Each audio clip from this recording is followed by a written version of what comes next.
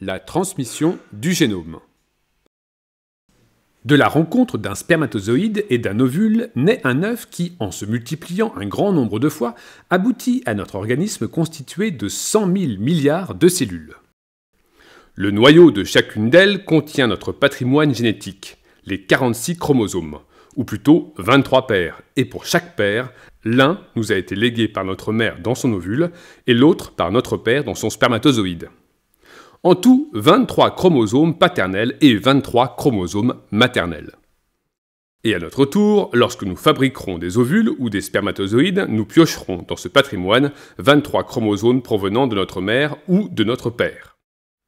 Cette transmission dite sexuée que nous partageons avec les animaux et les plantes par le hasard de la perpétuation de l'un ou de l'autre chromosome de chaque paire assure le brassage génétique qui fait que chaque individu est différent d'un autre, une diversité génératrice d'un perpétuel renouvellement, indispensable à la survie d'une espèce.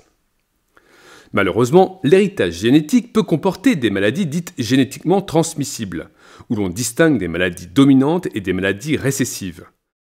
Dans le cas d'une maladie génétique dominante, il suffit que l'un des chromosomes porte l'anomalie dans un gène donné pour que la maladie se manifeste. Lorsqu'un des parents est malade, leurs enfants ont en moyenne un risque sur 2 d'être malades, une chance sur 2 d'être indemne. Aline est atteinte d'une maladie génétique dominante, comme son père et son grand-père. Et les mères, grand-mères et arrière-grand-mères de celui-ci l'étaient également, à des degrés divers. Dans le cas d'une maladie récessive, il faut que les 2 copies du gène, portées par les 2 chromosomes de la paire, contiennent l'anomalie, pour que la maladie se manifeste. Quand un seul des chromosomes porte l'anomalie, on parle d'individus porteurs sains ou conducteurs.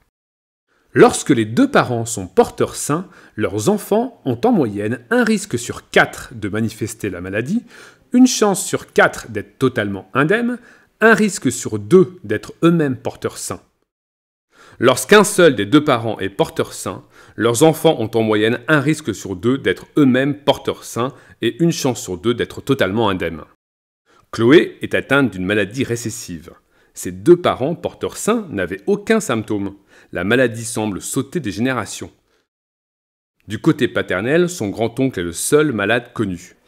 Du côté maternel, l'arrière-grande-tante de son grand-père était malade. Quand une personne est porteuse saine, cela ne se voit pas, mais aujourd'hui on peut le savoir grâce à des tests génétiques ou au séquençage du génome.